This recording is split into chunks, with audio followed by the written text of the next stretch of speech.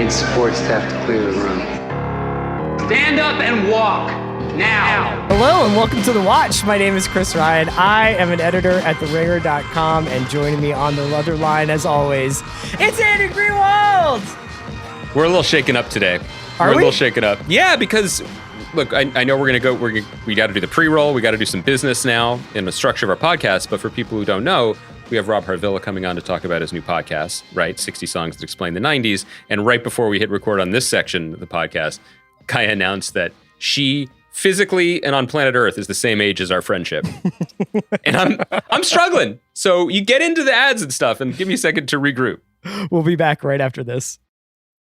This episode is brought to you by Anytime Fitness. We may talk a whole lot about sports, but when it comes to keeping fit ourselves, there's definitely room for improvement. I hit this point early July. I was just like, I am not in good enough shape. I started trying to walk at least 15,000 steps a day, or hiking, or just anything to keep my legs moving. Now it's the end of 2023. I feel great. I had a physical 3 weeks ago, and the guy was like, "You're doing great. You're doing better than you were 3 years ago." I felt great. Whatever your goals are, progress is possible thanks to Anytime Fitness. Get a personalized plan and support from an expert coach anytime, anywhere. Visit anytimefitness.com to try Anytime Fitness for free. Start to train for your life. Terms, conditions, and restrictions apply. See website for details. This episode is brought to you by State Farm.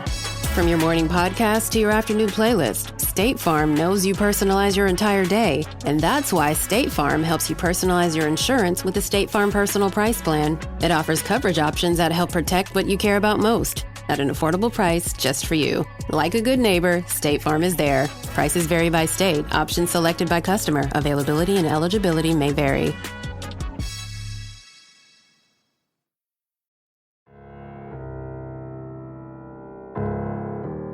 Andy, we're back. It's Thursday in America. Like you said, we have Rob Harvilla on today to talk about his new podcast, 60 Songs That Explain the 90s. And I got to say, I'm not really sure what else you want to talk about today. I was thinking what we could do, because we want to hit third day, maybe next Thursday after you've had a chance. Everybody's had a chance to finish it. I think that's probably for the best. I'm up to date on that show, but it is coming to its conclusion on Monday night. So we can hit that next week if you'd like. Other than that, I thought maybe we could just do kind of like a grab bag of stuff that we've been kind of checking out recently. We've been kind of hitting the same shows over and over again, but we're in a weird in-between spot. So it's just, first of all, how are you doing? Great. I'm fired up for some town halls. I don't know about you. They're competing. They're at the same time. As Rob, we talked about Blur and Oasis with Rob, but these are really, it's the Blur Oasis of town halls tonight. I'm going to disagree with that. I feel like it's like Blur and Oasis on one channel and like Ocean Color Scene B-sides, maybe. Yeah, right. Well, are you going to basically have like one audio in each ear and see if you can like make your head explode like a David Cronenberg movie? I'm devoted to the concept of both sides above everything else. Many people say that about you. 100%. How are you doing, buddy? How's fall doing? I'll say that I'm having a little bit of a hard time because I feel like the lack of any kind of like real personal experiences outside of like my living room is starting to catch up with me a little bit. Yeah. Mostly what I do is like, if I don't go and have like a socially distanced hang with the same group of people, you included, I play golf, and there is a little bit of an erosion happening where I just feel like I haven't like, how you'd be like, oh man, on the subway today, this guy did this thing.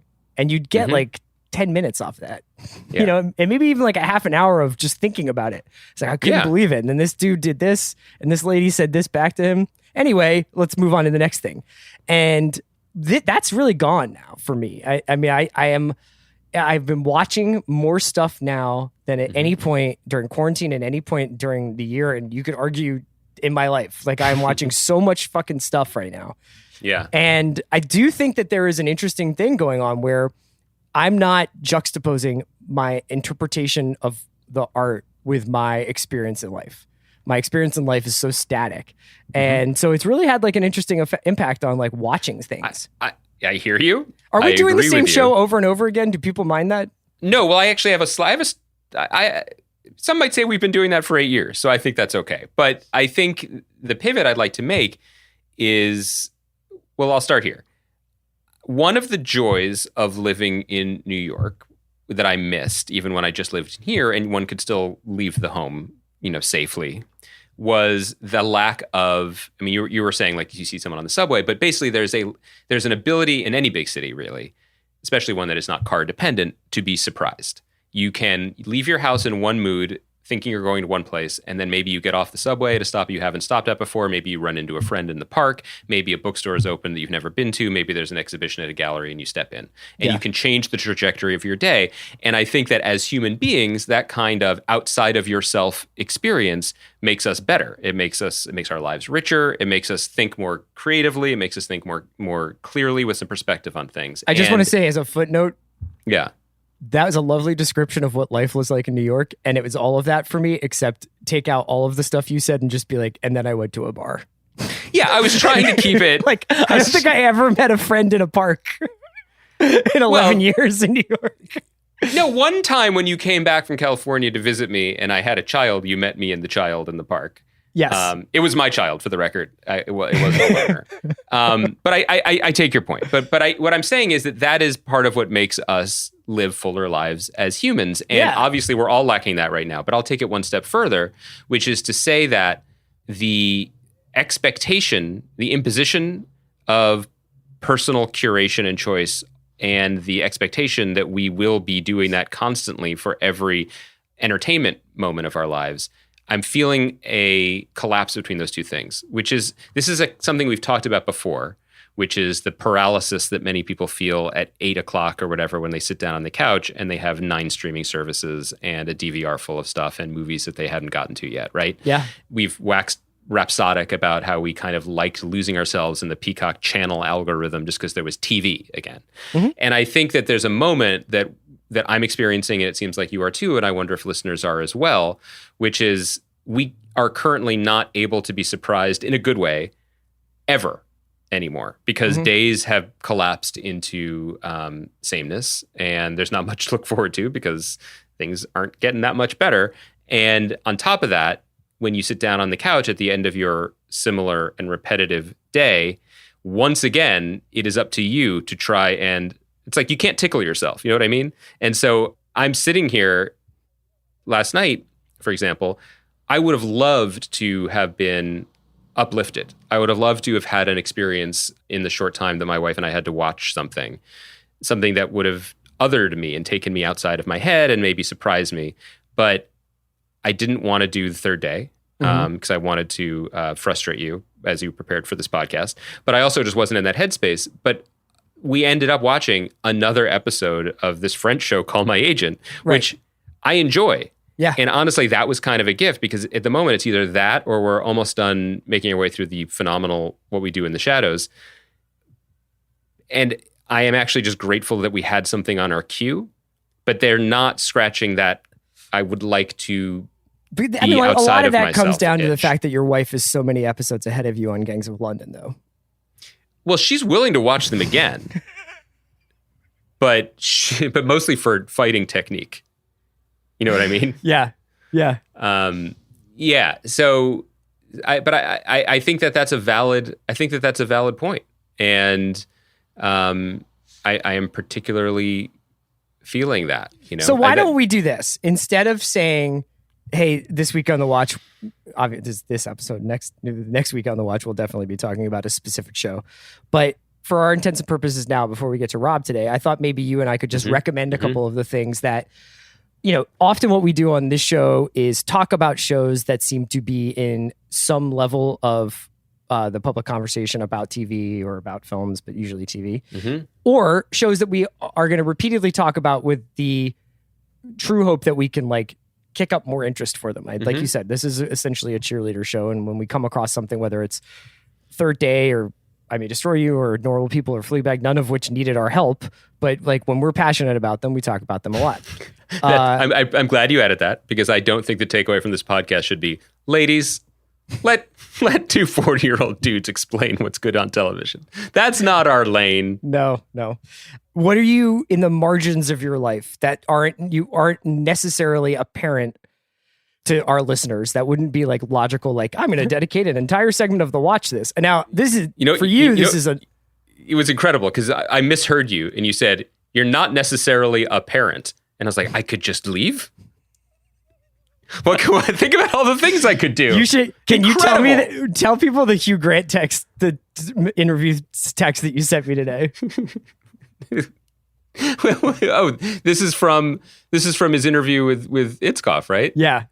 So I highly recommend everybody checking out the great Hugh Grant. I mean, is it too much to ask? Like, I want Hugh Grant on Maron. I want more Hugh Grant in my life. But he's on this HBO Nicole Kidman show that I think we'll cover. The Undoing, I'm going to check it out for sure. Should I pull the quote? Please. We got nothing but time. No, actually, that's not true. Kaya's got nothing but time. You and I are rounding third in our lives. Yes. Kaya's just beginning her journey. Okay, so he said, this is from Mark Harris quoted this. I think it's from the Times, but it's Mark Harris wrote this, not David Scoff. But basically why he took this part. He said, one of the reasons I took this job in this HBO series was that I'm old and I have small children and I love them. But I thought, great, I get to get away from them for a bit and get some sleep. But ironically, the moment I landed at JFK each time, I was overwhelmed with homesickness. I don't know who I've turned into. Scenes where I'm just asking for a cup of coffee would make me burst into tears. And they'd have to say, maybe not in this scene, Hugh. It was just me missing my kids. I was doing the whole thing on jet lag. And I now see sugar. I watched the series the other day. I thought it was about a dark secret in a privileged family. It turns out it's just about a fat man married to Nicole Kidman. I've never seen such weight on an actor. You can barely get me in the widescreen. Legend. Wow. Legend. Anyway, my point was maybe today we could chat a little bit about some of the stuff, TV or otherwise, that have been giving us some measure of joy over these last couple of weeks. And then we could get into our conversation with Rob and talk about music from the 90s. Great. I got stuff. Go for it. You go first. Well, I will we'll put in trade another back word. and forth. We'll do 3 and we'll trade back and forth. Okay. So far, I just let people know how this podcast works. I got 2 and then we'll see. You know what I mean? We'll just see. This is a 1 a.m. set at the Comedy Store and we'll just see where the mood takes us. We can do 2 and we just trade back and forth. No, challenge me. Challenge me. I want to feel alive. And you can't just name multiple members of Griselda and their music. Well, then I could have had like 9. I'll just reiterate something that I mentioned a moment ago, which is this French series called My Agent, which is incredibly charming, incredibly enjoyable. But it's also been fun to watch because the first season was delightful. And part of the pleasure, it's about a small boutique agency that represents famous people in France, and it would be insufferable in English, but it's in Paris, and they eat kidneys for dinner, and it's charming, charmant, if I may. But one of the highlights of it is that every episode features a real French celebrity who we have absolutely no fucking clue about. So, like, basically, like the LL Cool J of France is a rapper named Joey Star, who's like become a very successful actor, and they're talking about him. And part of the fun is being like, did they make this guy up, or is he satirizing his outsized reputation? And I've never heard of him before. It's very good. But the other thing that's enjoyable about it is that because it's a TV show, but it's in France, you're like, oh, this somehow feels classier or a little bit like escapism. And then you get into the second season, still enjoying it, love the characters, love the performances, love as my wife says every episode, who buys their clothes? And then in the second season, though, they start doing some plot things that are almost bracing, like a slap of aqua velva on the face, because they would never, ever do them in American television anymore. Like what? Well, there's certain things that are like, I don't think this is a major spoiler, but like a character is going to get unexpectedly pregnant. Like that is classic season 4 or season 5, but midway through season 2, and season 2 is 6 episodes. That is a pretty bold choice that I definitely wasn't expecting. But also just like there's a plot line in the first season where a character, starts to flirt with someone and they clearly have a lot of chemistry, and then they even make out at a bar, and then they find out they're siblings. Any show that's made classic. in any other country. That is classic France right there. Well, they don't sleep together. Okay. But then in any other show, in any other country, they'd be like, ha ha, bullet dodged. On this show, 8 episodes later, they're just hanging out and they're like, boy, it's too bad about that taboo about brothers and sisters, huh? And they're like, yes, it's a real shame. And they are teasing it Like, it's still going to happen. And because the show is French, You just don't know. you just don't know. And that's the kind of taboo uncertainty that keeps me going. I didn't expect to advocate for the show solely on the potential for incest, but here I am. Yeah, well, it is the watch. We made our bones on the Jamie Cersei relationship a long time ago. Exactly. Yeah. Exactly. Sticking in that vein, I thought I would just mention that my wife Phoebe and I have been loving our first go round with the Danish show Borgen, which was recently added to Netflix. Now, Borgen is in some ways a real throwback to real capital letter prestige TV, golden era TV. It's from 2010 to 2013 it ran. I don't believe it was ever, maybe it's been on and off Netflix, but I believe it was either brought back to Netflix or it's at least being certainly marketed as if it was newly arrived. And I had never gotten a chance to watch it. It was a critical darling back when it was running. And then, you could, I think, get DVDs of it sometimes. People would stream it illegally. It was a real, like, ooh, if you've seen Borgen yet, you got to try and find Borgen. It's fucking awesome. Like, it is essentially, for people who don't know, a breakneck drama set in the Danish parliament where they are trying, at least in the early first season, trying to form a new government. And it stars Sidney Babette Knudsen, who, was on the first season of Westworld. It's funny to see how many of these people wound up on different HBO shows over the course of the decade. She's fucking dynamite in this show. You really, I get like a real, I don't know, like I wouldn't go as far as to say maybe Meryl Streep, but she is crushing it this show. She is the leader of the moderates, and she's basically trying to form So Danish. a government coalition among these various factions and parties in Danish parliament. There's a lot of really quaint scandals, like a guy uses his parliament credit card to pay for his wife's shopping spree in a bind because he doesn't have his wallet. And they're like, well, that guy's going to have to resign. And I'm like, oh, sweet Danish people. Sweet Denmark. It's like cute. The things that people have to resign over and get brought down by. I'm like, oh, you guys, can I tell you a little bit about Deutsche Bank? So that's great. And I think it's got the frenetic kind of breakneck pace that I really miss from Sorkin shows. The kind of internal politics, a lot of domestic, just scenes of people chatting in rooms that it's not high concept. There's no mystery. There's no mystery box to be opened. It's just really, really well done, really well acted. And I'm loving every minute of it. I have one question and then a follow-up. Mm-hmm. How much of the new Nordic cuisine is present in this show? Because do they ever like have a working lunch at Noma? So far, like it's just right now, like there's just been a lot of pastries talk and cookies talk. Kaya, are you there? Yes. What's up? What is the Danish design aesthetic thing? Hygge. Hygge. It's like Hygge or Hygge or something. Okay. One of those three. Are you into that? You know what the vibe is for that? Yeah. It's like cozy, like cold outside, warm inside, lots of like fuzzy blankets, tea. Stacks of books. Just like everything is like, piles of magazines. Like just, it sounds a little bit like hoarding, but it's not. And I'm trying to like spot that in Borgen, see if that's like popping up at all. I'm still hung up on, you said it was mostly about pastries. What do they, because we call them Danishes.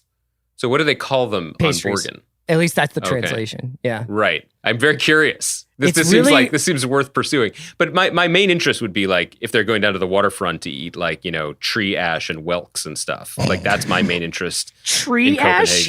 Copenhagen. Because of Noma. My other favorite thing in Borgen is when Danish people use English as like just a cliche or a saying at the end of they'll just have like a whole paragraph of saying something in Danish, and at the end they'll be like, but it's just business. Yes, this is exactly what happens in Call My Agent too. Isabella Gianni, the great Isabella Gianni, meets a director, fictional character in the show. She's playing a version of herself who talks about Game of Thrones a lot, by the way, if I'm trying to hook you in. And she's like, just be happy. Yeah, what's up and I'm with like, that? yeah, I think it's great. What a great influence we've had on the world.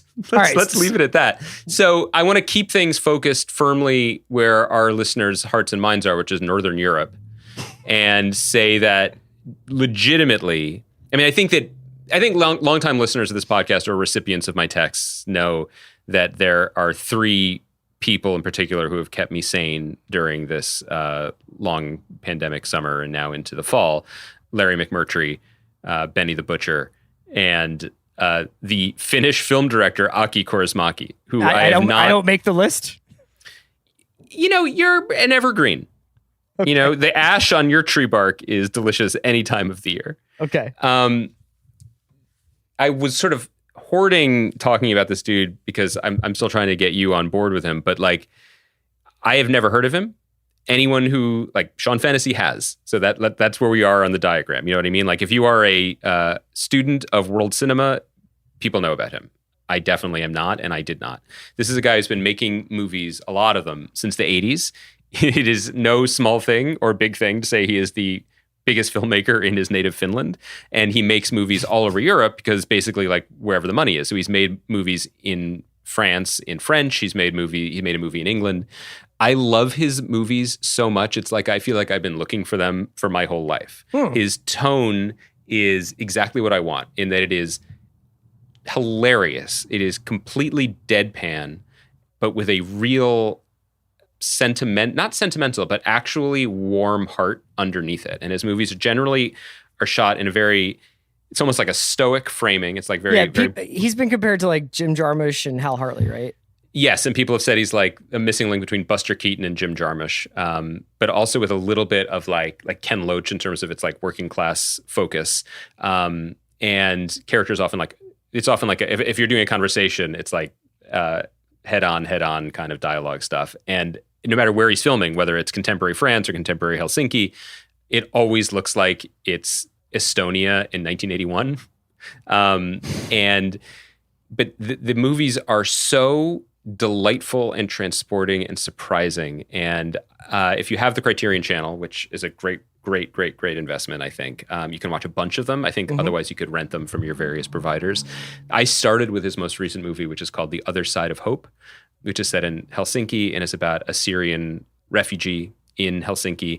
I then watched his movie from 2012 called Les Havre, like the French city, which is in France, and it's about a refugee child from Gabon who ingratiates himself into some people's lives. They are about immigration increasingly in a really non-didactic but very human way, but they're also about the surprising ways in which communities can form and come together to take care of their own. And there's a ton of them. There's also always in all of these movies, in all of these movies, there is always a moment where a real, although certainly not something I'm familiar with, like blues rock band from the area, whether it's from like the coast of France or from like deep Helsinki, just plays for a while. It's pretty great. Is it a real band or is it? Yes. Yeah. There's like in Le Havre, like there's this character, it's like little somebody, I forget his name. He's just some dude who was like a pub rock star in the 70s in France from the town of Le Havre. And he plays himself in this, and reforming his band as a charity concert is part of the story. People just smoke and they drink and they stare at each other and say deadpan funny things, and somehow the world keeps going. And I found them to be really inspiring. So I would start, I only know my own path, but if you have access to The Other Side of Hope, if you like it, keep going. So what do you think it is about, do you feel like the part of the attraction to these films right now, aside from the fact that it obviously scratches a very personal interest itch for you in terms of like, this is the aesthetic that I want, this is like the sense of humor that I want, this is even you mentioned the framing, which you usually don't talk about stuff like that. Like, what is it about it emotionally or personally that you are kind of attracted to outside of, is it partially because it's so removed from everything that it feels like another world, or what? I mean, I can escape into them because they are not set in, it's not just that I don't live in, like he made a great film in the 90s called La Vie Bohème, which is a black and white movie in Paris, although it could be any decade, even though I think it was contemporary in 1992. And it's just about like a painter, a writer, and a pianist who meet each other and they drink too much wine and they get money and they lose money and they get money and they lose money and someone gets deported and they do their best. I think that I generally love stuff that has such specific point of view and tone. You're in the hands of a master and you are in his world, and in his world, things play by his rules. I just adore the humor. And at the heart of them, though, they are about decent people. I mean, I would say every character in his movies is a little bit like Royal Tenenbaum. It's like Gene Hackman in the Royal Tenenbaums. You know what I mean? Like everybody's got an angle, everybody's scheming, but they're not bad people. They're just extravagant characters. And it's a vision of the world that I really like, especially as he's made more movies, and these recent movies have directly been about the refugee crisis in Europe, but not in a political way, not in a didactic way, but in a people are struggling everywhere and look out for each other. And so I find that very affirming, even while I find the artistry really thrilling. The other thing that I wanted to mention as a recommendation today would be The Haunting of Bly Manor, which is sort of not quite sequel to The Haunting of Hill House, which was Mike Flanagan's Netflix horror show that was on, I guess, like a year and a half ago, about maybe it was last year. Timed relatively well to Halloween this year. I'm a big horror movie fan, but I wouldn't describe Bly Manor necessarily as horror, although it has some scares. About midway through, a little bit more than midway through it. And my wife and I really love watching horror stuff, so it's been a real pleasure to watch it. But this is like only tangentially horror. It's way more gothic than that. It's set in the 1980s, although it has a little bit of a Russian nesting doll sort of framework where someone is telling the story that we are seeing on the screen in a different time. And yeah, it's just about a nanny who gets a job overseeing these two troubled kids in a manor in rural England in the 1980s. And she's there with a chef and a housekeeper and a gardener. And they're very isolated out in the country in England. And they start seeing a guy who is a ghost, or at least they think that he might be. And he keeps appearing, and the kids are acting very strange, and we're starting to learn more and more about the family that the kids belong to. So it's very cool. It's very atmospheric, but I would almost describe it as like capital R romantic in a lot of ways. I mean, it's not as arch or quippy as a lot of TV is. It's definitely not ironic at all. It's very, very sincere. And the emotions are pretty widescreen, and the brushstrokes are pretty broad. So it's been a different kind of vibe to a lot of the shows that we've been watching and talking about, and a lot of the stuff that we've talked about this year. I think feels very modern, and this doesn't. This feels very classical in some ways. Can I ask the one question that all the listeners named me need to know, which is if we're going to make a 1 to 10 chart of things that your co-host can handle in the horror realm, and if 1 is What We Do in the Shadows, which I love, and 10 is the Wikipedia entry for Hereditary, where does this fall? 6, 5. Like there's some jump scares, there's some really creepy people moving around in the back of frames, and I'm sure shit's about to get really real, but it's definitely much more about trauma, which is what Hill House is about too. I think that it's about, unpacking what has damaged these people in the first place. One more shout out. I just want to say we don't have Shay and Jason here today, but I am continuing to watch Gangs of London, and I really hope to get some folks who worked on that show on the watch soon. The 5th episode of Gangs of London. So the first 2 are 2 parts of episode 1. So I can't remember the episode name corresponding to the number, but it's the 5th episode of Gangs of London. Is one of the most astonishing things I have seen this year. It is. Whoa. It's hard to describe the adrenaline that it gives off, and it is essentially like a 40-minute combat scene, and I can't believe what I saw. And if you have not been keeping up with that show, or if I would highly recommend checking it out, because this episode, which I think is up now on Amazon, if it goes through AMC Plus or it's on AMC Plus, it is fucking crazy. It's so good. Wow. Do you have a third one? Were you able to think of a recommendations? No, I was listening to you. People think I check out when I'm not talking. I was just listening to you, man. Why don't you talk a little bit about some of your playlists? No. No? No. People don't want to hear about my playlists. Your rap, rap is giving you life, man. It's true, but like, you know, people from the studio might be listening and they want to know where this latest pilot outline is. And in fact, all of my creative energies have been instead poured into making a series of increasingly Baroque hour-long playlists featuring 2 decades of boom bap it's just that, you know, people know, I'll just say this, and I'll link some of them, maybe. But people know that one recurring thing about listening to us on this podcast, and this is a great setup in a way for our conversation with Rob, which is 3 dudes in their 40s talking about music that existed when they were in their 20s, is I really, really like watching artists age because it's both fascinating, but it's also moving and inspiring. The people who meant something to you at one stage in your life can continue to mean things to you later in your life. And as the rap caviar style, shouts to Spotify, aesthetic has taken over, whatever you want to call it, like trap or codeine rap or whatever, I kind of lost touch with some of our great heroes, whether they were production heroes like DJ Premier or Pete Rock, Alchemist, people like that, DJ Muggs even, as well as rappers that Chris and I think very, very highly of and love, whether it's like Nori or The Lox, people like that from our youth, that hopefully their songs will appear in Rob's playlist,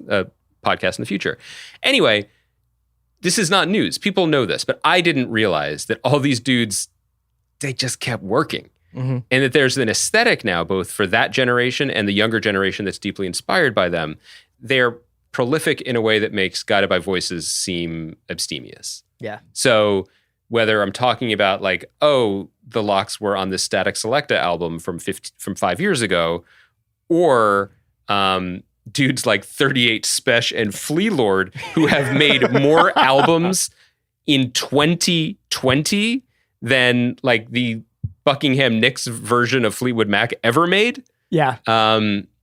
It is incredible. And, you know, a lot of our conversation you're about to hear with Rob is talking about how you used to be, you know, in for many pennies, you'd be in for a pound. Like you had to spend $20 on a CD and you just had to know it. This is one moment when the freedom of sampling stuff on streaming has really been helpful. Yeah, for sure. So making these playlists where I could put like something that I just heard featuring our I feel like they're our friends, Chris, Cameron and Jim Jones, but with like a guy named Smoke Dizza, with a Royal Flush track from when we were in college, and it sounds immaculate. Yeah. It's been very inspiring for me and my journey. I didn't know this was a safe space for that, but this is where I'm at. This is what I do. Could there be a safer space? I mean, but what's very sweet, and I feel like longtime fans of, if not this podcast, but this relationship that is at the heart of it, I offer these. I share these over text to Chris.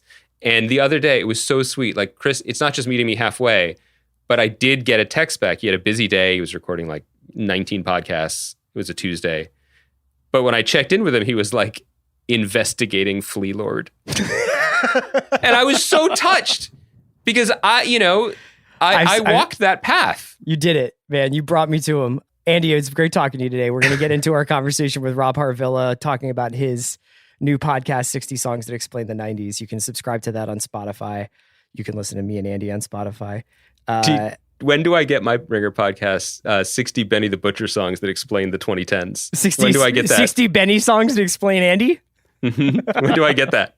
You're on it right now. This is it. We'll be back Monday, probably have some Fargo talk. And then, yeah, we've got a bunch of shows coming up in the future. We've got Undoing and Crown and Mandalorian's coming soon. So we're really excited. Thank you for listening. Let's get into our chat with Rob just after this break.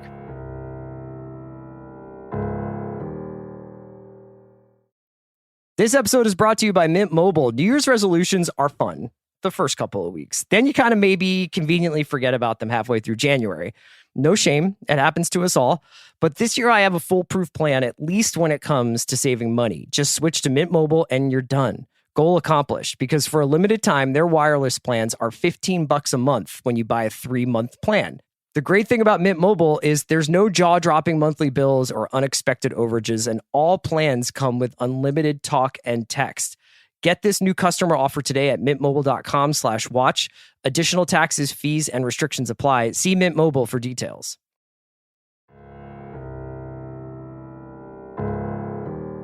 All right, Greenwald and I are so happy to be joined by our brother in the cloth of 90s music. It's Rob Harvilla. Rob has an amazing new pod on the Ringer Podcast Network called 60 Songs That Explain the 90s. When I mentioned to Andy that I'd love to have Rob on to talk about this podcast, he breathed a sigh of relief, because if there's one thing that Andy does not need to do any prep about, it is the music of the 90s. So, Rob, thank you so much for joining The Watch. Thank you so much for having me. It's an honor to be here, guys. Can I ask, just as a kind of get a little biographical information going up top, what were your 90s like? Like, where were you? What was your sort of trajectory there? Right. Yeah. Surviving the 90s is one of my greatest accomplishments, I think. That's both high school and college for me, both of which were in Ohio. Graduated in 2000, I've been a rock critic for 20 years since then. But yeah, the 90s is when I grew up. And it's sort of the dividing line between when I cared too much about music and when I started caring too much about music, like professionally. Right. Yeah. Right. So it essentially mirrors me and Andy's same trajectory. High school and college in the 90s. Chris, this is basically like Spider-Man 3 meme, where one of us is Tobey Maguire, one of us is Tom Holland. I'll take that one. And one of us is the other guy, Andrew. Is Garfield? Is Garfield, and we're all just pointing at each other. Like I love that Chris invites Rob onto this podcast, and it's like, so tell it. You went to high school and college in the 90s? Which one of us is Venom? Is that the right Spider-Man movie? It might not be. Never mind. There's too many Spider-Mans. I think crucially, Rob, like the reason I even asked that is because this podcast is not necessarily an homage to that Grifters 10-inch you found in the back of the indie rock record store in 97 or something, or a review you read in Punk Planet in 98 that changed your life. This is actually a much more thoughtful and complete and multifaceted survey of that decade. So can you tell people who don't know yet a little bit about the podcast? Yeah, it's just an episode per song, 60 songs, with a guest per episode. Sometimes it's Ringer people, sometimes it's outsiders, other writers, critics, stuff like that. And just taking it one song at a time. And I feel like the 90s is far enough away to firmly be the past, but it's still close enough that it feels alive, and it's mutating. Certainly it's changing. Is on this podcast. Right. And like the rules for what was important and what was influential are still changing, to the degree that young people will even talk to me at all. Like, I'm very interested in talking to young people, like teenagers, 20 somethings now, about what they know of 90s music and like what they like and what they think is important versus what was actually important at the time. Like that shift in people's personal opinions and also sort of the critical opinion, like the canon. Like I say golden age hip hop to you, and like you can reel off for me like the 20 names that are etched into like the stone tablets of what was important about rap music back then. But like I'm curious which one of those have fallen off, like which have raised in esteem and which ones we're sort of starting to forget. I guess I find this fascinating. And speaking for, I no longer need to just speak for myself because we are all in this together.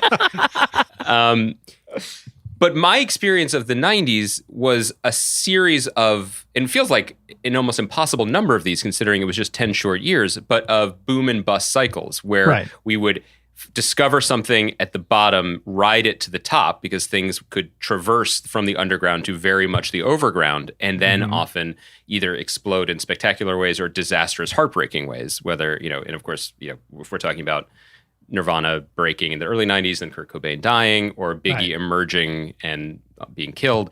That's my experience of it, and probably a shared experience. When you talk to younger people's perception of the decade, is it just those that survived? What casts the largest shadow, and does that kind of from the underground to the overground, which dominated conversation of culture in the 90s in general, does any of that still exist? Right. Selling out was a big deal in the 90s. Yeah. Just nobody gives a shit now. Yeah. Some of the biggest artists of the 90s are almost abstractions. Like Kurt Cobain in 2020 is less like a musician than like a myth, a martyr. Like you can buy his diary now. Like it's hard to think of him as just a person who wrote and sang songs now. It's hard to separate the myths from the people a lot of the time. And that's what I'm trying to do. Do you feel like when you talk with people who maybe didn't have similar experiences to us, whether it was like, actually living through these formative years in the 90s, or even necessarily having the kind of musical experiences that, say, Yumi or Andy did. Yeah. Do you feel like that? What do you think is one of the sort of biggest myths of the 90s that people often will point out to you? Or what do you think is one of the things that, maybe Yumi and Andy are like, we hold these truths to be self-evident, that like Pavement was good, or, any these kinds of like things that you would sort of expect people to agree with you on that have started to kind of be chipped away at? Yeah, like I was thinking about the early 90s and the idea on MTV, at least, that like hair metal was killed by grunge.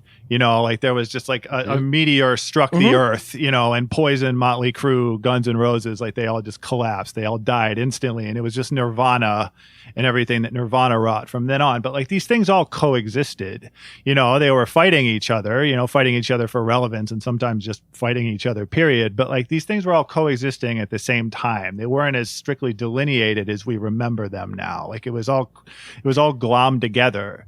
And Motley Crue, Guns N' Roses to some extent, like these bands lived on, in our memories, and then in all the reunion tours and stuff like that. It's just, it wasn't as strict a delineation as you remember.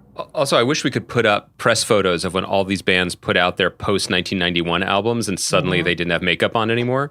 Alice in Chains, you have the feeling that Alice in Chains, like we're like, oh, we can do this. We can look like lumberjacks. Well, they're the ones who transformed, but I remember like Def Leppard putting out a record, and suddenly they weren't smiling anymore, even though they clearly had the best lives ever. And they're like, we're just going to try this drummer. now. Honestly, the drummer did not have the best life ever. The drummer didn't, and neither did the guitarist. Exception. Yeah. Okay, so I guess what I'm saying is. Joe, what's his name? The singer? He seemed to be having there were like laugh 3 about Joes everything. in that band, actually. Too many. I'm so sorry. But it's true. It's true. Remember when Metallica cut their hair? And that was huge. It was a huge deal. Yeah. The Load album, the controversy. I mean, I'm a little jealous of millennials because they had when Felicity cut her hair, which I feel like is a lot more we have interesting. when Kirk Hammett cut his hair. That's right. It's a tough break for us. Yeah. I'm really interested in this project, Rob, because I think in the last couple of years, as I look, especially when you look at pop culture and you see some of the things maybe set this time period. And it's funny, Andy and I just did with Bill, we just did Kicking and Screaming as a rewatchables, which I hadn't watched it in a few years. And it was really interesting to go back not only to that era, but to go back to the way those people looked in that movie and the way they sort of behaved, even if they were putting on kind of a very arch kind of like presentation of what it was like to be out of college at that time. I was still like, holy shit, people like acted like this. This is so weird to kind of see this behavior. But I can't help but feel like there's a little bit of a 60s-ization of the 90s going on, where I think we're like a lot of people are trying to wrap their arms around what happened and what it meant and what were the significant cultural moments and cultural touchstones and the artists that came out of that decade. And it really doesn't jibe with my experience. I wonder whether this is how our parents felt about the 60s, whether for most of their lives they were being told what the 60s meant and what were the big moments of the 60s. But they're like, I guess, but I was also like working at a dentist's office during Woodstock. You know what I mean? Like that kind of thing. Yeah.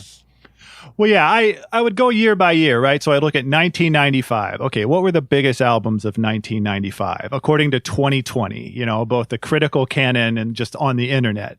And you say like Tricky and Mobb Deep and Goody Mob and PJ Harvey or whatever. And I'm scrolling. Like number 200 on the list is Everclear's Sparkle and Fade, which is the one with Santa Monica on it. Great record. And I was like, oh my God, I listened to Sparkle and Fade 1,000 times in 1995. And so suddenly I'm fantasizing about myself, 17 years old, 1995, in my bedroom.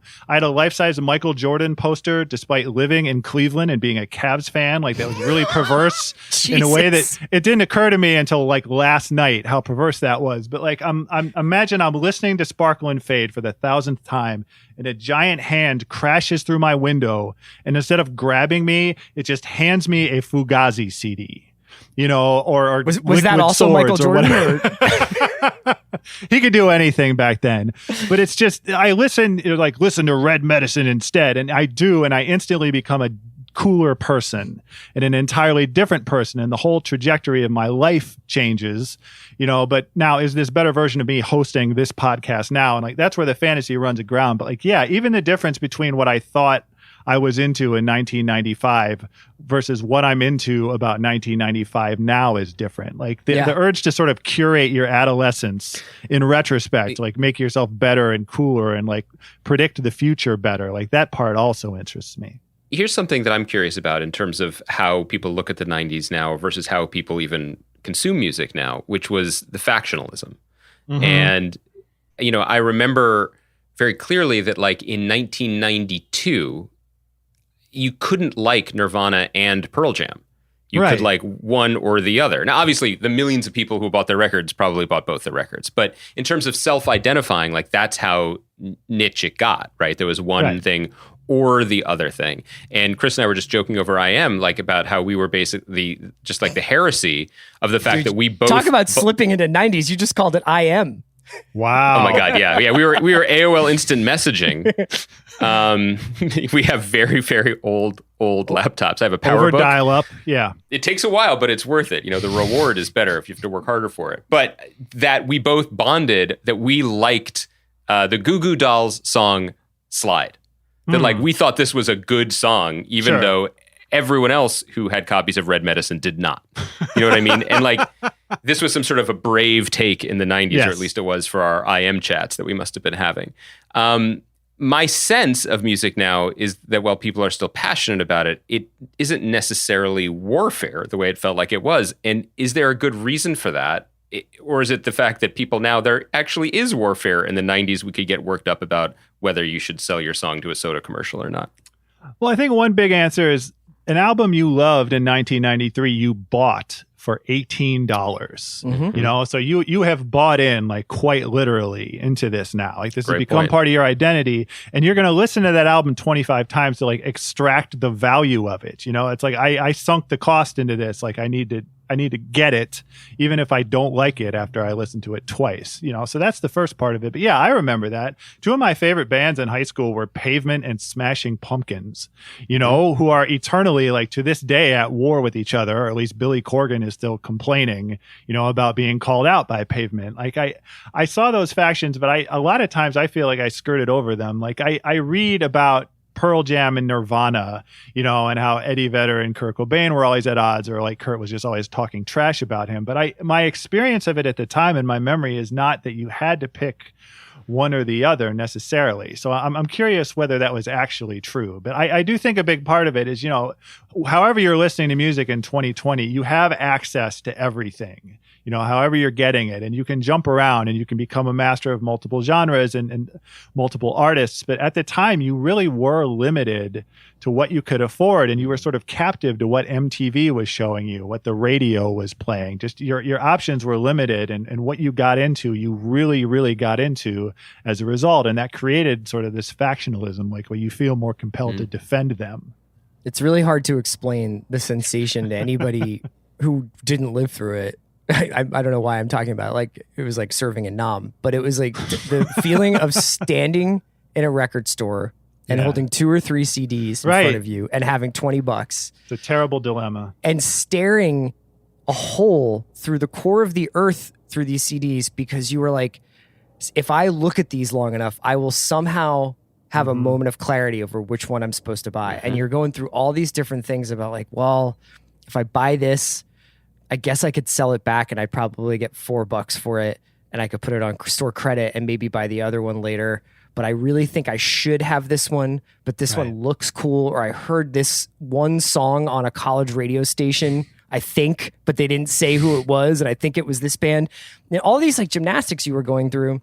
Right. And now that it's just like, you don't have that. And I think I do wonder whether or not having to make those choices makes people less factional, because there's less sweat equity put into it. I don't know. I mean, another interesting binary was like frankly hysterical in retrospect Blur Oasis binary, which wasn't even our fight. You know what I mean? Like it wasn't even like, we couldn't even like really like adjudicate that one.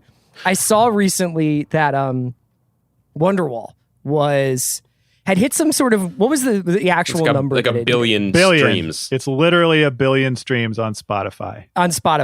Yeah. And that to me just means that music and the music of that era and that kind of music has really emerged as the new classic rock in a lot of ways. Absolutely.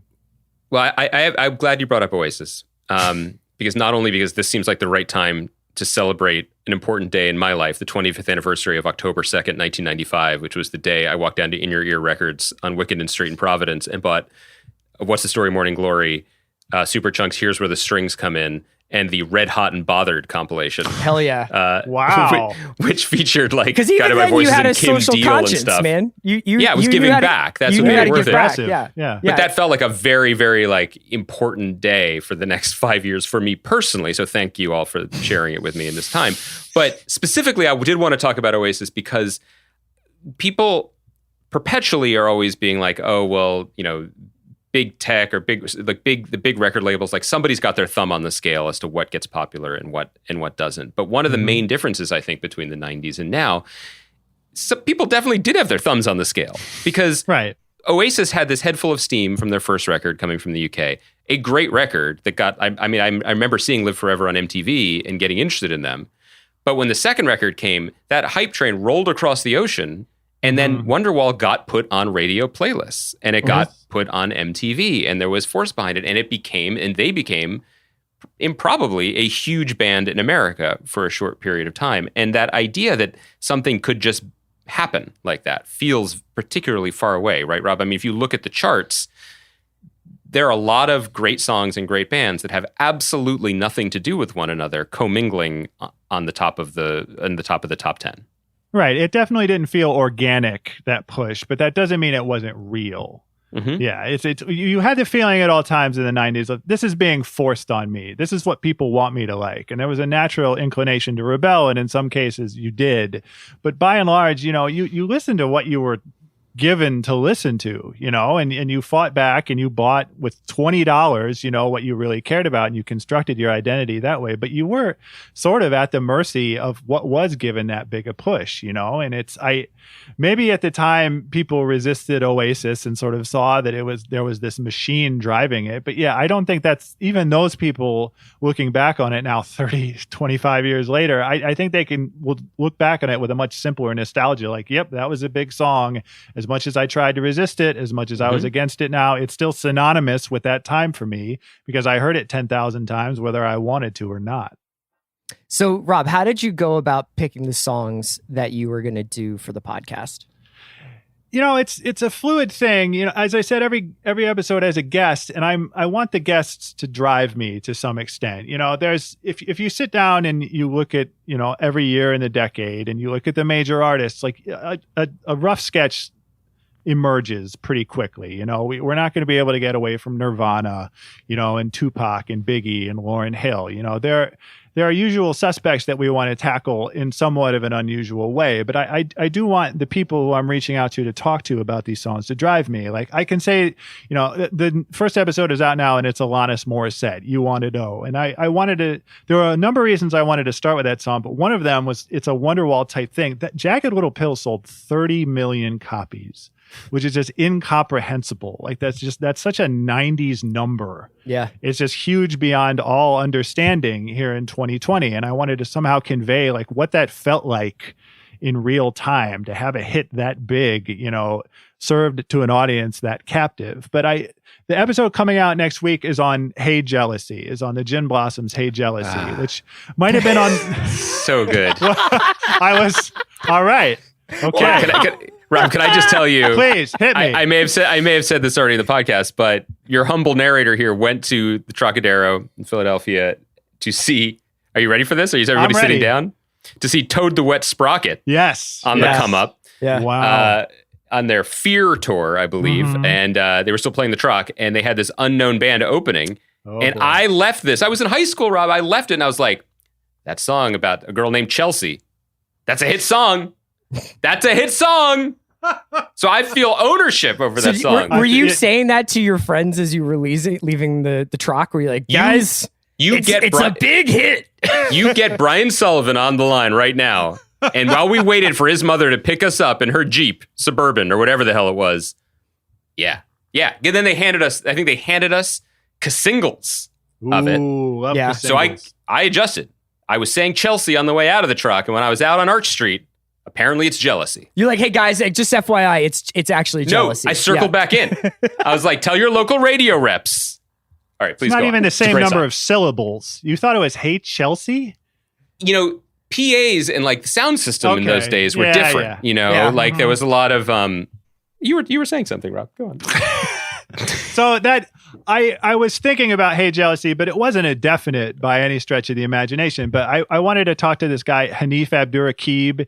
He's a poet and a critic and an essayist. He's a podcaster now too. And I just asked him, like, what would you really want to talk about? And that's the song he really wanted to talk about. And so for the second, I wouldn't have imagined going into this that would be my second episode, but I'm so glad that it was, both because of the conversation that Hanif and I have about the song in the episode, but like what I'm able, what reading up on it, what I'm able to talk about. Like the guy who wrote that song, Doug Hopkins, was out of the band by the time that song got famous, and he had died within a year of that song being famous. Like it's a hit song, it's a 90s time capsule, it's a karaoke classic, whatever. But it's also a tragedy. And I don't want to run from the biggest names, or even the biggest hits necessarily, but like the surprises and the deep cuts and like the personal preferences, like mine and other people's. Like I like that spread of guests that I'm getting already, and I really want them to guide me, and I really want them to convince me of what's important.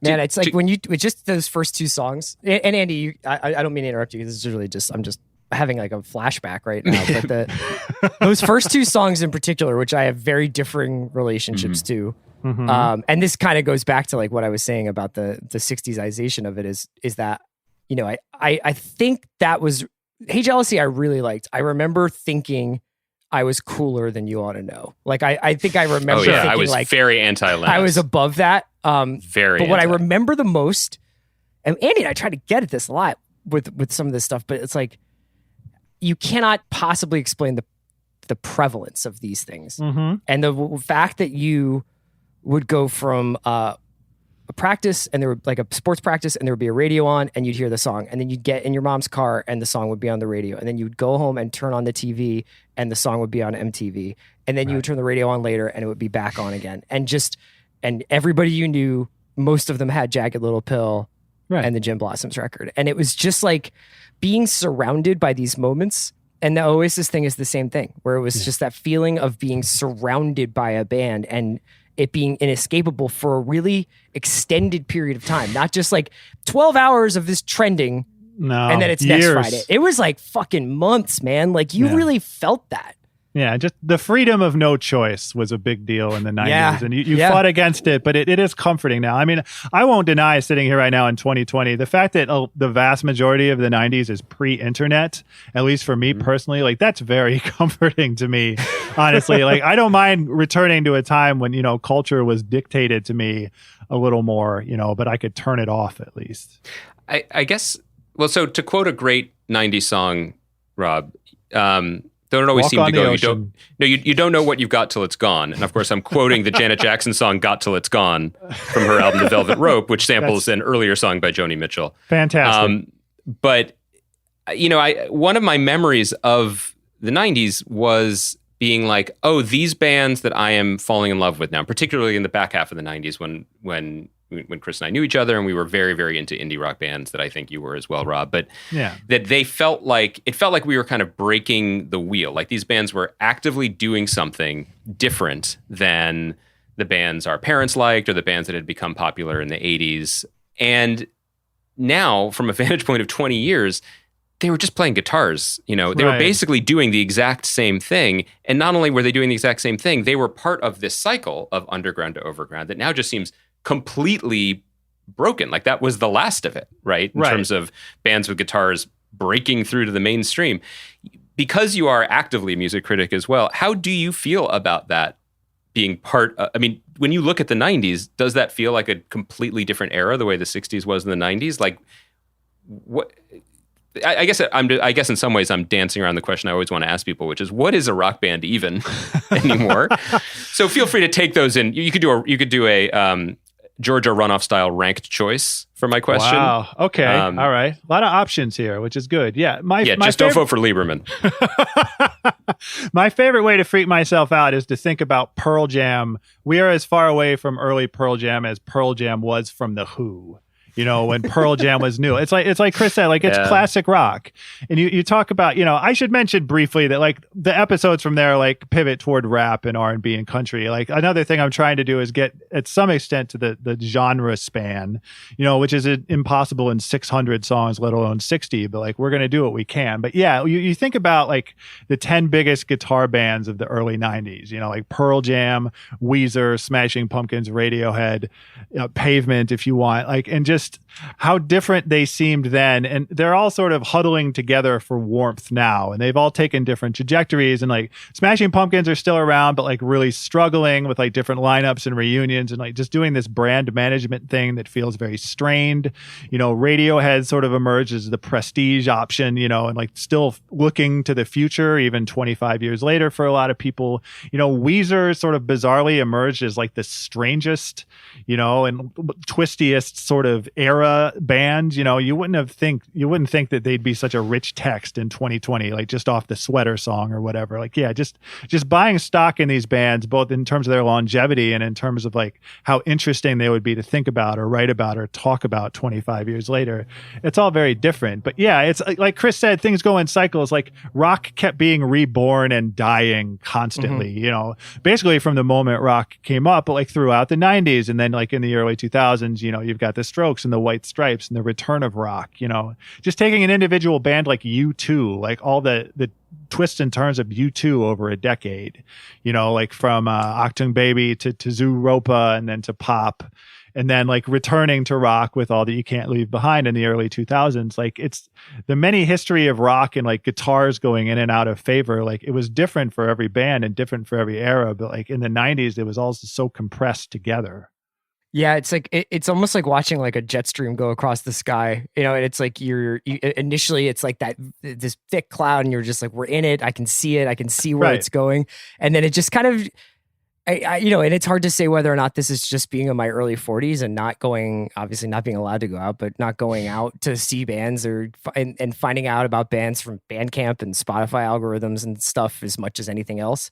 Yeah, that it just feels like the chain of those bands, the things that linked them to the past, is just kind of evaporated at a time. And the Weezer thing is so funny because when I remember when Weezer came out, I really liked that first record, and I really liked Pinkerton. You would have to have paid me $1,000 to tell me that they would have been the most influential band from that generation. And I think they arguably are, right? Yeah. Absolutely. Well, Rob, thank you so much for joining us, man. So obviously... Should I tell Rob about the time you came over to my parents' house and played me Pinkerton, Chris? Or should we save that for a different pod? No time like the present. Rob, thanks so much for joining us. We'll save that for part 2.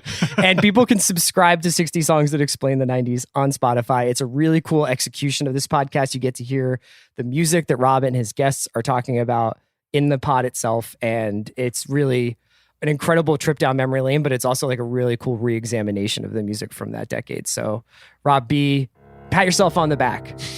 Thanks so much, man. And join us again on The Watch sometime soon. Anytime.